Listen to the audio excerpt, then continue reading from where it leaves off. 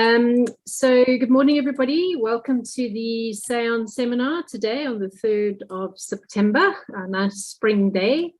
And today we're having a bit of a binge on presentations on grasslands. Last seminar we had Marilise, who was talking about the grasslands up in Mpumalanga. Today we're going to have Paul Gordijn, who is a technician at the Grasslands node. He's been with us for some time. And he's nearing completion. He's in his final year of his PhD.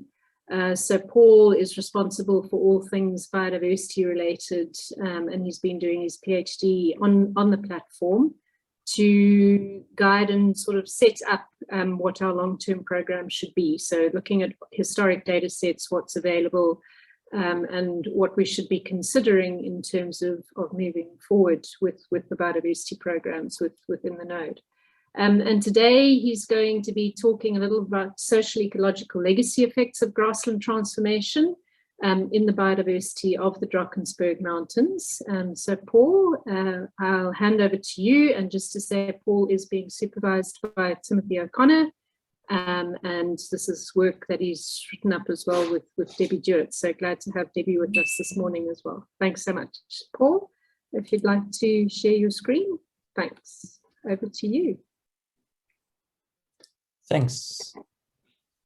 Can you see my screen? Because it is being shared. Okay, it should come soon.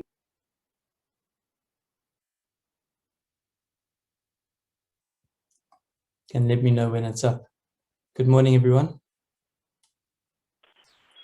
Morning, Paul. I think we can see it. It's the socio-ecological legacy effects and grassland transformation, all of that. Yes. Yes, I think we are seeing your screen. Great, thank you. Yes, so thanks for the introduction, Sue. And yeah, so I am going to be talking on socio-ecological legacy effects of grassland transformation in the Drakensberg region of South Africa. It's been said that grasslands are one of the most misunderstood and neglected biodiversity-rich terrestrial ecosystems in the world. Grasslands are amongst the most extensive ecosystems on Earth, covering approximately 40% of the terrestrial land surface. And this is also the primary biome into which land transformation has occurred with the expansion of human agricultural activities. Of all terrestrial grasslands, temperate grasslands are the most threatened. And only 4.6 of these are protected, while 56% are irreversibly transformed. What makes this worse for biodiversity is that the list of land use options for maintaining biodiversity is narrow. Also, there are ongoing misunderstandings of why grasslands should remain grasslands and not be transformed to forests. And this is perpetuated by cultural understandings of grasslands, that is that they are secondary ecosystems, not climax ecosystems, and that fire is a bad driver in grasslands and we don't want fire. And this is also even perpetuated in the sciences and global change models that predict forest where grassland naturally occurs. So the transformation of grassland has been accompanied by large neglect of their biodiversity and value, leaving a high uncertainty for biodiversity conservation and associated ecosystem services. Can you see my next slide? Not yet. I'm going to turn off my video camera. There we go, it's come through now. Okay. If it was lagging a bit. If it does that, I'll turn off my video camera. So biodiversity-rich grasslands can also be seen as assets, and indeed, just purely based on their sheer extent, they are critical for climate regulation. They're valued for water production, soil conservation, and also for livestock and game production on a global level. On a more local level, from a local perspective, they're also valued for medicinal plants, mental health, as well as cultural cultural and spiritual values. There's also an ethical perspective to maintaining the rich diversity, but this lacks economic incentive. So these are some of the perspectives for valuing grasslands and their assets. These can also be grouped into social frameworks, mixes of these perspectives, global, local, and ethical perspectives into social frameworks. And these social frameworks can be used to understand uncertainty of grassland transformation and help plan land management and land use in grasslands, and importantly, biodiversity conservation. Furthermore, we can link social and ecological components in these systems to further reduce uncertainty of grassland transformation, but this is not well explored in land use, land cover change analyses.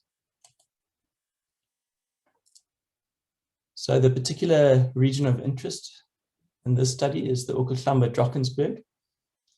It's known to have globally significant biodiversity hotspots, and importantly, it's known as the water tower of South Africa.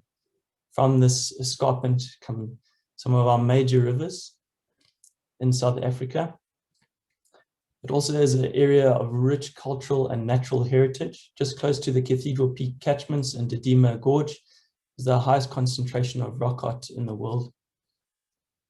And it's also the largest remaining temperate grassland area in Southern Africa.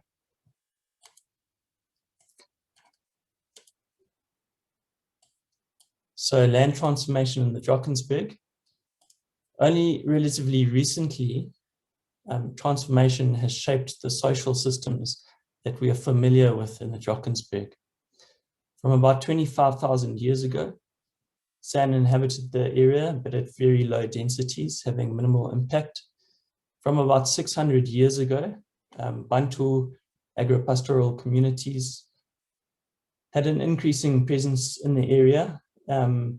This maize cob was picked up in a cave near Cathedral Peak. It's 200 years old. And from 200 years to current is when most of the land transformation occurred in the Drakensberg.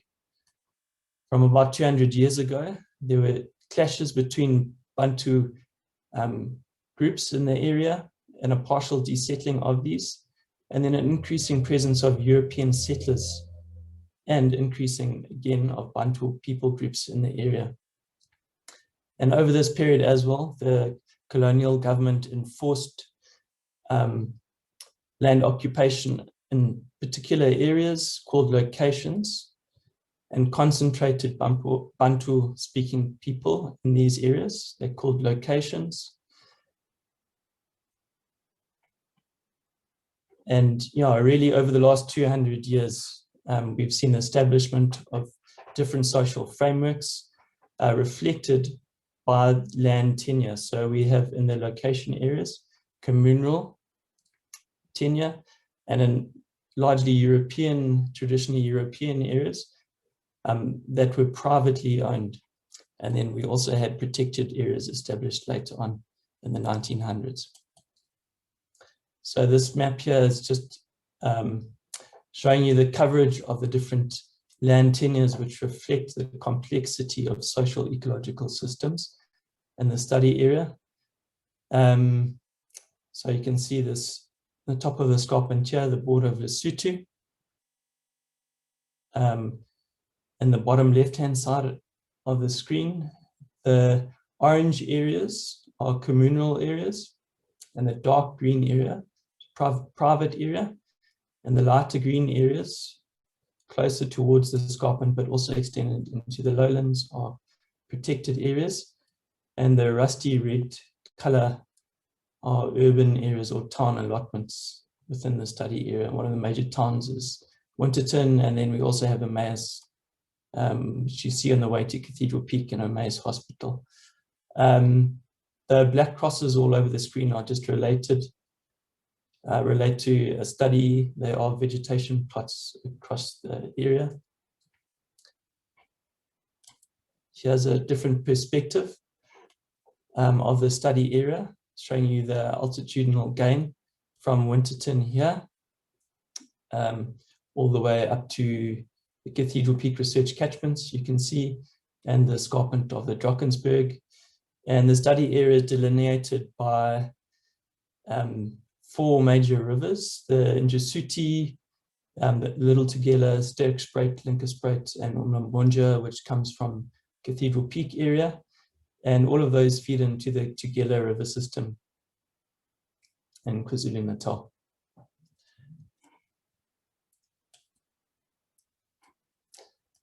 So the aims and objectives of the study were to determine the vulnerability of grassland habitat to transformation across different socio-ecological systems.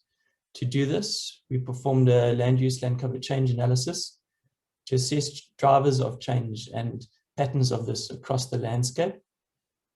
And also, we wanted to assess the relation between socio-ecological system components and grassland transformation to reduce uncertainty of what we know of how transformation happens across these different systems. So historic land cover classification was performed. A known issue in land cover classification in grasslands is false identification of primary grasslands in many areas across the country. Using satellite imagery or even orthophotos, it's difficult to pick up secondary grassland, that is areas that were once cultivated, as you can see here on the left, and then over time they become vegetated, and in some areas it's very difficult to identify that these are secondary grassland. Once transformed, these grasslands, their biodiversity might take over a millennium to recover. So it's a big deal.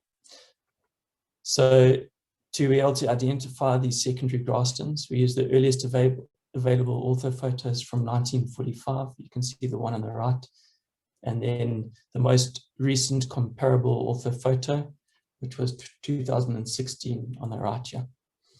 There were 47 land cover classes that we used, and these were lumped into 14 classes for analysis. And these were largely derived from the KZN Wildlife Provincial Land Coverage Scheme. So from 1945 to 2016, there was a quarter loss in grassland over the 70-year period. Protected areas managed with evidence-based management techniques were the most stable.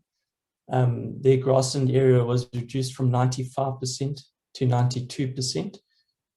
In communal areas, the grassland area that was present in 1945, that is 60%, was reduced by about 10% to 49%. So it went from 60 to 49%. And then in private grasslands, also this area of untransformed grassland went from 60% down by about 26% to 34%. The graph on the right is just showing you the relative importance of land cover types. The land cover types on the x-axis.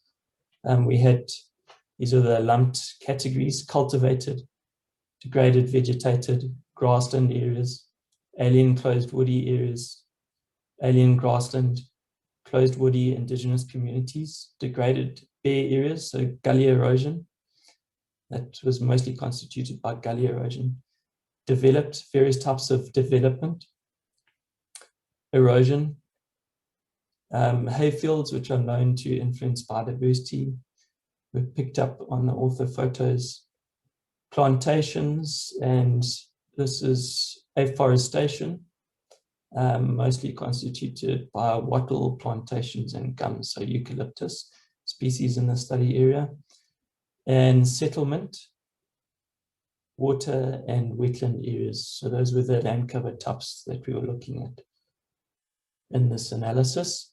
And the major land cover types that we examined were land cover types that include an area above 30 square kilometers, and the minor on the right here were land cover types that only had less than 30 square kilometers. On the top, we have 1945, and the bottom 2016. You can see that in both 1945 and at the bottom, the grassland land cover was dominant, with reasonable representations by communal in this orange color and private in the darker green, and predicted areas in these lighter green colors. Subdominance to these was cultivated and degraded vegetated areas. And then of the minor categories from 1945 to 2016, we see that plantations became a dominant feature, and mostly on private land, this dark green color, but also of interest is the increase in settlement, largely in communal areas, but also in private, and large increase in settlement in urban areas. And indigenous closed woody land cover also increased pretty dramatically from 1945 to 2016, as well as alien closed woody communities. So just to get an idea of how much was changing across the landscape, this is a scatter pie matrix, just to look at swapping in land cover types and also the stationarity of these. So the land cover types in 1945 are on this axis here, where it says 1945, and at the top we have 2016. If you want to trace changes, for example, if you go down to grassland in 1945, if you want to see what portion of grassland went to whatever category in 2016, you move horizontally. So on the first scatter pie, 3.9 square kilometers of grassland went to alien closed woody communities in 2016. So in other words, 3.9 square kilometers of grassland was lost to alien closed woody systems in 2016. And really what we want to do with this is just scan down horizontally and look for lots of big pies. And clearly grassland has lots of big pies. So showing you that there was a large loss in grassland. A sizable proportion of this 66 square kilometers went to cultivated land and largely in private areas. On communal areas, 39 square kilometers of grassland in total, went to degraded vegetated areas. So that's like old fields that were revegetated. 39 square kilometers of the study area went to degraded vegetated areas and largely in communal, but there was also some in private lands. Then once again, we see the increase in plantation areas almost exclusively on private lands, and also an increase in settlement, 8.3 square kilometers, spread across the different land tenure types.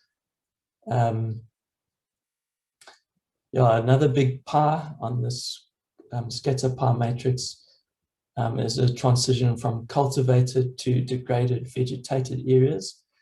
And we see that in total 96 square kilometers went from cultivated to degraded vegetated areas. So that's secondary grassland area, and largely in communal areas, and then a sizable proportion also in private areas. Also noteworthy, you'll see a lot of smaller pies spread across, and these are not insignificant when we consider their cumulative impact across the area. I also just want to point out that there was, because of the relatively small representation of wetlands in the study area, transformation of wetlands was relatively large. A large area of wetlands, 2.1 square kilometers in private areas, went to cultivated land from 1945 to 2016. And only 3.1 square kilometers of wetland remained stationary from 1945 to 2016. So to link the social components, that is land tenure. Remember, land tenure reflects the complexity of socio systems in the study area, to ecological components. We did some terrain modeling, and the particular ecological components that we were interested in were primary determinants of grassland habitat types and the arability of these. So we want to tie it to biodiversity with the grassland habitat type and the arability of these, so the susceptibility of these different grassland habitat types to transformation. So to do this, we just used LiDAR data, and using different filters, geomorphology layers, and land cover, we derived a bare earth DTM, which basically gives us a good altitude value. And we also use slope and soil wetness. As you can see, for example, drier areas in the soil wetness index are yellower, and then darker blue areas that have a larger catchment area and that are in certain topographical positions generally are wetter. So we modeled grassland transformation, the probability of grassland transformation, using our social systems components, which was land tenure and settlement density and patterns in these across the landscape and different social systems, land tenure, and also these ecological components using hierarchical generalized additive models. And here are some of the marginal smooths of those.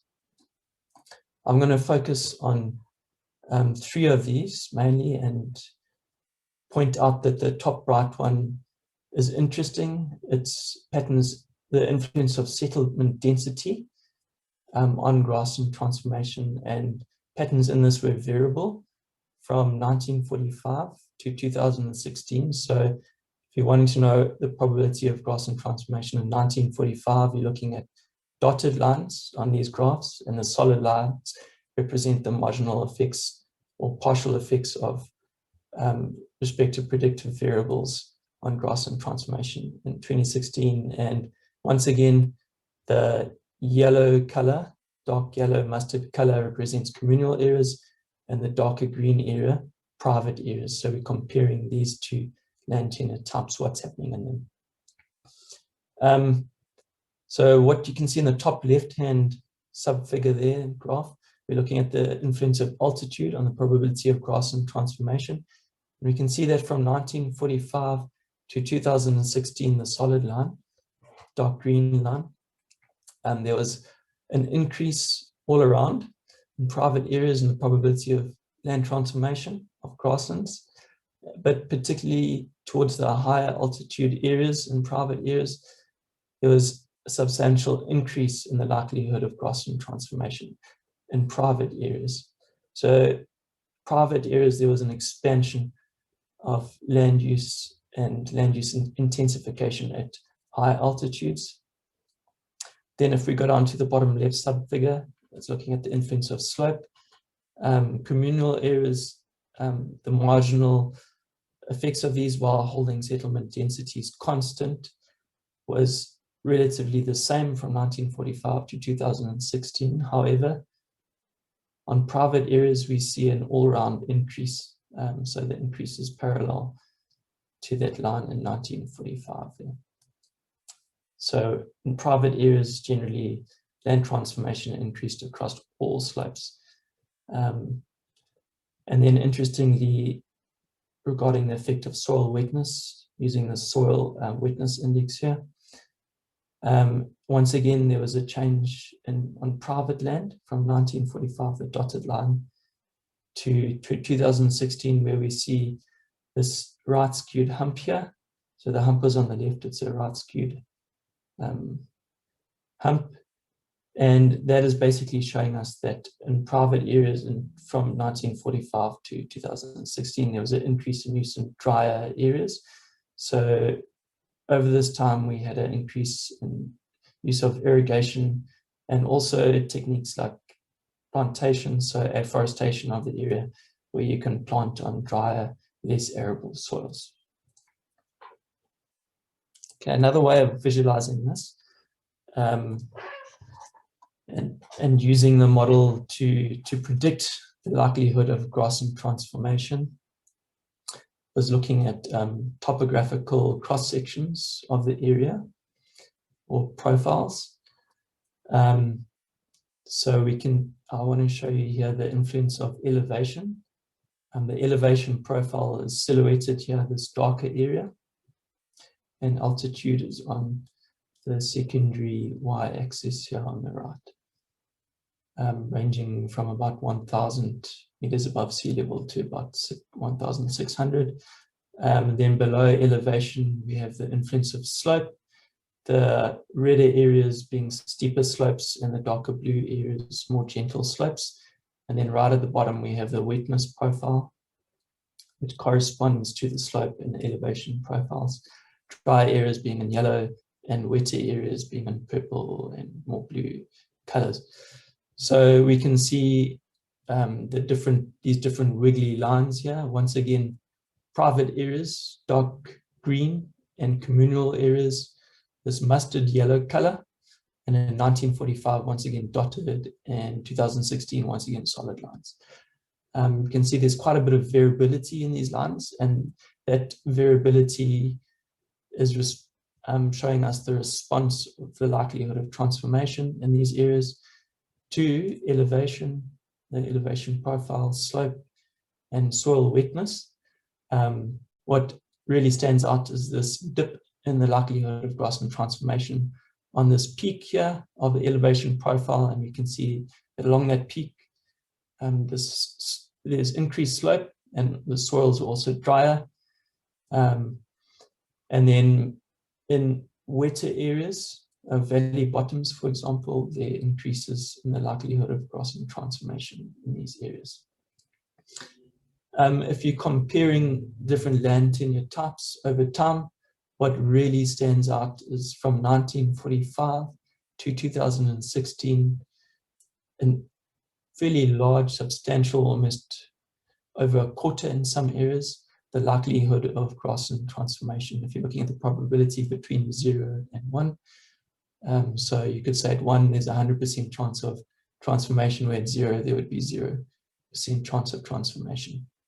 So there's more than a quarter or 25% increase in the probability of grassland transformation from 1945 to 2016 in private areas. And this is largely because of investment in agro-technology in these areas and in expansion into previous rangelands of cultivated and plantations. But this increase in intensity of land transformation mostly occurred in lowlands. If we look at communal areas, they are using the highland areas slightly more to a larger degree in private areas. We can see that in the first dip, you're looking at the first dip, and then if you go all the way to the right, as we ascend the slope here, you can see that the communal probability of grassland transformation stays slightly higher in communal areas than in private areas. Regarding the wiggliness of these lines showing the probability of grassland transformation, we can see that from 1945, especially in private areas, to 2016, the wiggliness or amplitude of these jumps and the probability of grassland transformation decreases pretty dramatically and stabilizes, especially in lowland areas of private land. You can see there's not much wiggliness in that solid green line in lowland areas. And this is just showing you that in these areas, private areas, investment in agro-technology and different planting techniques, for example, afforestation, they're able to use areas of the environment that were unavailable for use in 1945, or wasn't as profitable to use these environments in 1945. There was an increase in the likelihood of grassland transformation in communal areas over this period, but it was less pronounced than in private areas. Another way of looking at this is just with some 3D topographical profile sections of the area. There are 4 here, each one of them are identical, the abiotic environment, and the color represents the the likelihood or probability of grassland transformation in these. And the top two are from 1945 in communal on the left, and on the right, private areas. And the bottom two, 2016 on the left, communal and private. So if you go from top to bottom, communal areas, you see an overall increase. It's also in higher lying areas and the likelihood of grassland transformation in these areas. And private areas, you can see a large increase in the likelihood of transformation in these areas, particularly in the lowland areas, with the higher lying areas remaining more towards the greeny blue colors, showing a decreased likelihood, especially when we're comparing the communal to the communal areas of grassland transformation. So in conclusion, the different socio-ecological systems in the study area have had lasting impacts on grassland transformation and biodiversity in the study area. In retrospect, looking back like this is key to moving forward, understanding how we should manage for conservation of grassland biodiversity and associated ecosystem services, and also understanding best land management practices and how social systems affect these. So in private areas, there was a large increase in investment in agro-technology, and investment by the government also in these areas. And this resulted in intense transformation, especially the low-lying areas where it was profitable to increase this investment in agro-technology. But because of this increased investment and looking at long-term profitability, there was also a reduced grassland degradation, that is erosion, in many of the rangelands that are left, also in the low-lying areas and in the higher-lying areas. So to maintain grassland productivity, often there were better land management practices in these areas. In uncertain access to land and social upheavals, in communal areas, especially in the 1800s and early 1900s, there was a high uncertainty of access to their land, and a number of proposals to move people off their land. And this was not good for long-term management of the grasslands, and also social systems and traditional governance systems were eroded, and it changed how people used the land. There may have been reduced intensity of transformation, but overall there was transformation across this landscape, even up into higher altitude areas. And there are warning signs for grassland health and functioning in these areas, with the increase in erosion from 1945 to current. In protected areas that were managed based on evidence and scientific studies, we can think of an obvious example. If we look at the Cathedral Peak research catchments and the huge influence these had on reducing afforestation of what we now know as protected areas, these have been very good for grassland conservation, biodiversity, and ecosystem assets, that is ecosystem services. So protected systems are critical for ecosystem services and biodiversity, but we do need to keep an eye on protected area effectiveness, how these are managed. Particularly fire regimes are very important in these areas. We need to use fire regimes to maintain biodiversity and also manage woody invasives. We saw from the land use land cover change analysis that woody invasives, both alien, and you can see in the bottom left hand here, lantana coming in underneath acacia species that are ingressing into grassland. And on the right here, the transition in image showing a large increase in both alien and indigenous woody communities from 1945 to 2016. So protected areas do have to be managed very carefully.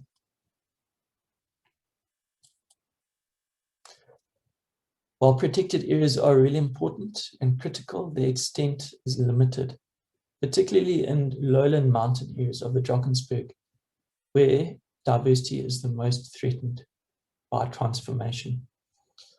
and also under projected climate change.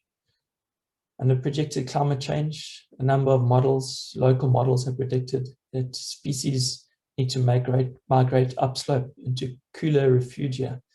These lowland species are out of options for migrating to higher areas in many situations. And they're also faced with compounding issues like woody plant invasion, alien plants, whereas, for example, foothill species can move around the slope into cooler refugia or move upslope. In some areas of the world near summits, and they found increasing species richness, and this has been associated with an increase in temperature. However, summit species are also really endangered because they have nowhere to go in terms of cooler refugia, or relatively less area to go. So communal and private areas in the Drakensberg hold critical grassland for conservation and managing the critical ecosystem services that these avail.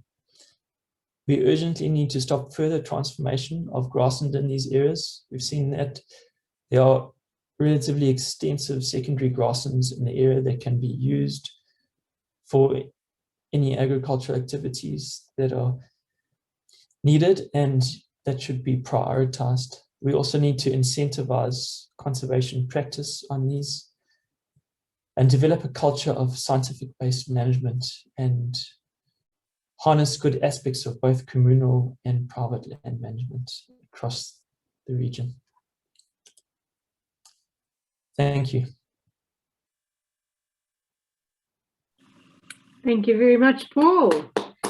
Wow, so we're actually starting to see the quantification of different legacy effects of land tenure on our ecosystems.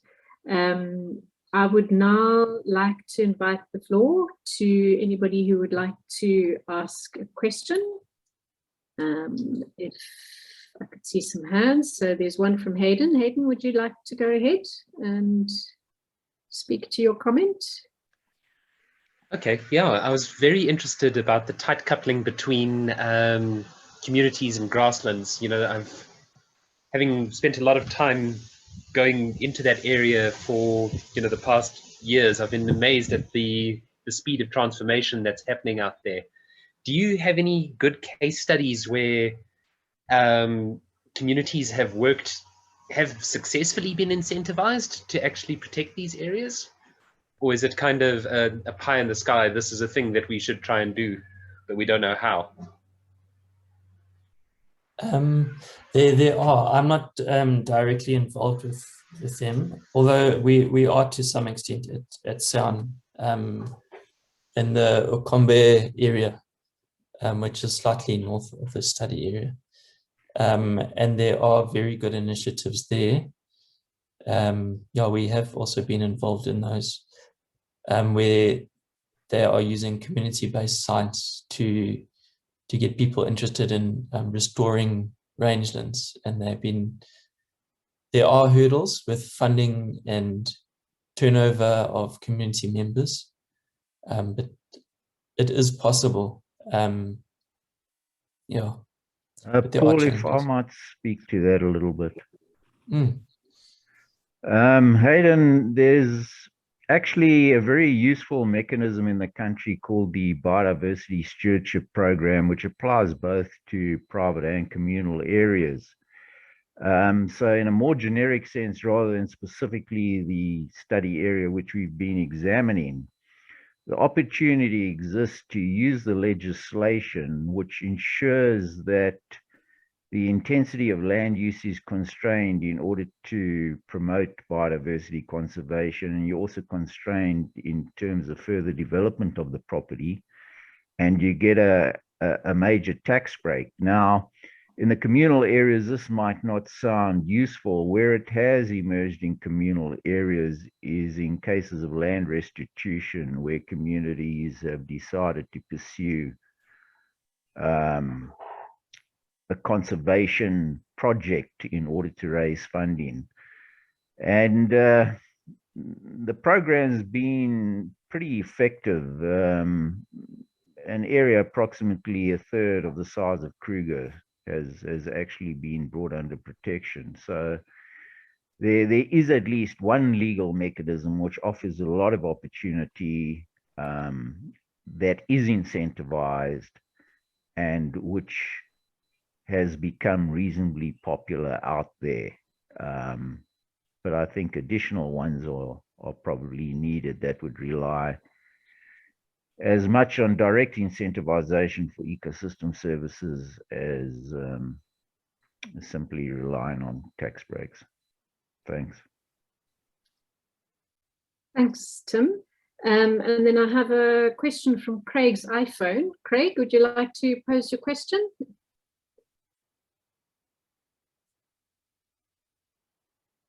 Or if you want me to go ahead. Craig asks, he may have missed it, but how was the land cover transformation performed, Paul? How was the I think he means the analysis. Yeah. Classified or performed? Like the analysis of classification, or are we looking at the analysis of land, the likelihood of land transformation? Craig, do you want to clarify your question? I don't know if he can use on his phone, so I'm not sure if he can. I think he means a classification, Paul. I think just indicate that you're using aerial photographs, and what might be useful is to indicate, you know, you did a certain area, give some perspective on just how much time and effort it took, so that this isn't something that's just done across the country in a couple of days. Yeah. So it took about a year in between. It was a main work task, and it to complete. So I spent a lot of time on it. It was visual classification and a Python plugin. I'm trying to go to the slide. So the resolution of the images that were used, it was masked on the provincial land cover layer, 20-meter pixel. You can see by and those are all the tiles. There were 8,817 tiles with the number of pixel per tile. So those tiles are 400 by 400 meters. Yeah, I obviously did seriously think about using a more automated machine learning technique to do it, but your options for this are really limited using black and white historic imagery. And also you could have been successful for, say, finding 1 or 2 land cover types, but it would really be another PhD in itself. It would take a long time to train a model to pick up the different land cover types, each different one. And one would need a lot of training data to do that as well. Thanks, Paul. So yeah, he did clarify, and I think you've answered the question, how was the classification performed and at what accuracy? And I think you've given an answer to that. And then Clint has asked a question regarding, was the grassland condition factored into the analysis? No, so a grassland was a grassland unless that pixel of grassland had more than 50% of it under what was considered eroded, so bare earth, unless that's another land cover type. So that is a question that there's a lot of uncertainty as to the effect of different land management types in communal and private areas on the quality of grassland and the condition of grassland. So that is actually something that we will be looking into with the relevaes that I pointed out in one of the slides of the study area. So that would be going into sort of more the biodiversity aspect of it. So I was interested. You said, you know, there's more intense transformation on the private land, but more erosion on the communal land. But sort of from a process point of view, from soil and hydrology, one can obviously see that's not great. But from a biodiversity perspective, What would you say about that? Will the relevaes pick that up, sort of the biodiversity implications? Yeah, that'll definitely form part of that analysis, to look if there's any influence on the density of erosion to the relevaes. And I don't think we can now say there's a simple answer, because it depends on when that land degradation took place and the recovery of grassland biodiversity in these areas, if it's even possible. So that's really another analysis all by itself. Yeah. Anybody want to raise their hand for another question to Paul? I do have another one, but I want to solicit from the, yeah, Gina's got a question for you. Gina, would you like to speak to it, or? Yeah, can you hear me? Yes. Oh, thanks. Hi, thank you so much for your talk. It was really interesting. I wanted to find out, and Sue's question sort of addresses this, but can you speak to any changes at site levels, especially in private areas, as to what's happening with species composition over time?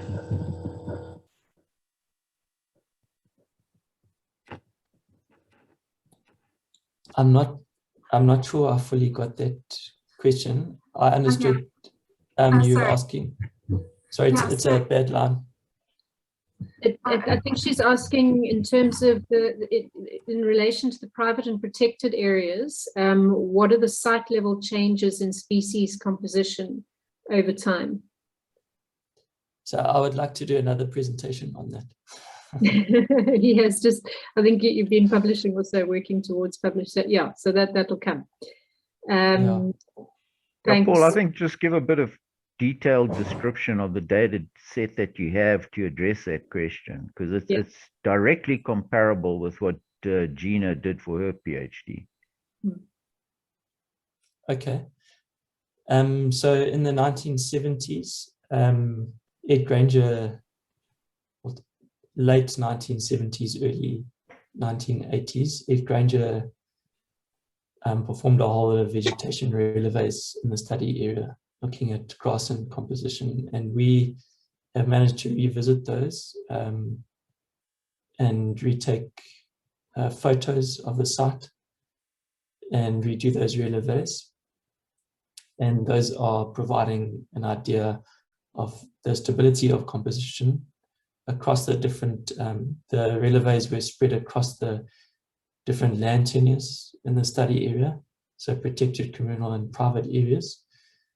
And also there were some on secondary grassland. Yeah, so we also, when we revisited the site, we tried to replicate exactly what Ed did. And we also did intensive searches for species around the area to get a good idea of the richness of biodiversity at those sites. Thanks, Gina. I hope that helps. Inviting more questions for Paul while I'm waiting for more to pop up in the chat or for people to put their hands up.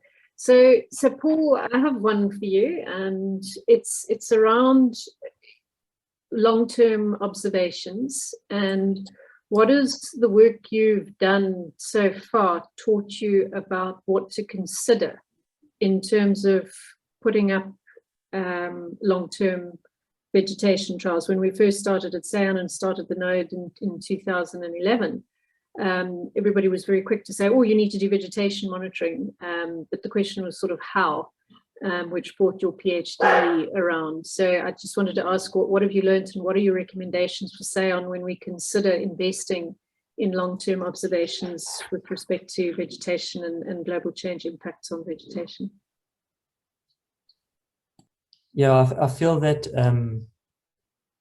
a study like this, and also the study on vegetation change in the area, and we've also done some work on the influence of fire in protected areas. Revisiting historic data has really given a good perspective on on what is changing and what are the critical issues, different types of functional groups of vegetation that are changing.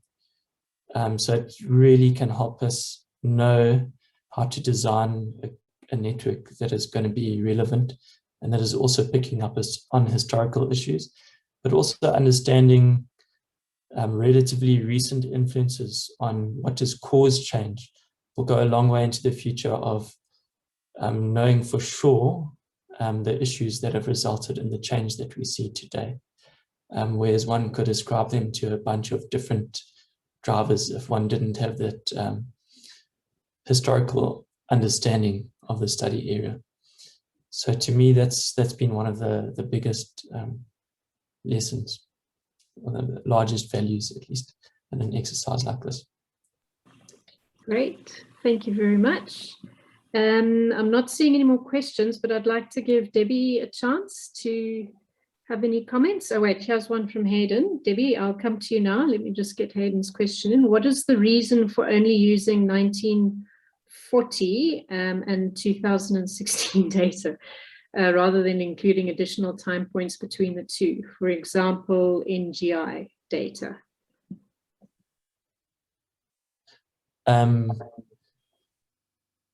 Yeah, so I actually, in identifying secondary grassland and knowing how to identify alien vegetation, I used those images, but really the time constraints in manually classifying like this are limiting. So those images will definitely be used for future studies of woody vegetation in more focal areas. And it's also training data for further classification exercises. That it would be super interesting to do, but using orthophotos, you're limited for your options and how quickly you can turn around products like that to use. So I agree that they would be valuable, but their limitations. So you went for detail, manual looking and observing as opposed to a broader sweep. You wanted to get that detail right. Is that correct? Yes. So at the start we compared land coverages that were available, and we felt that because of the size of the study area, these weren't addressing the issues that were relevant to what we wanted to know about grassland transformation in the study area. And also then how we would match those up accurately with available coverages, motivated for the use of these orthophotos. And I think one of the key things that strikes me about this is there was no sort of other to grassland conversion. So once those grasslands are lost, they're lost. And I think it's a big take home from this. Debbie, any comments from your side? Yeah, thank you. So to develop that mosaic from the orthophotos in 1940 was a massive amount of work. So you're limited in realistically in how much you can do and how many data sets you can analyze, but it's begging out there, waiting for someone to put up their hand. There's a 1970-ish odd ortho data set out there, aerial data set, that would really be a good data set to analyze and add into this assessment, but it wasn't needed for this study. But that would really highlight the shifting nature of land transformations in the landscape. We've already seen it, and I think it would help to clarify the extent of transformations and the shifting nature of transformations in the landscape. So when we have another PhD candidate, there's a lot more data that we can add into this analysis.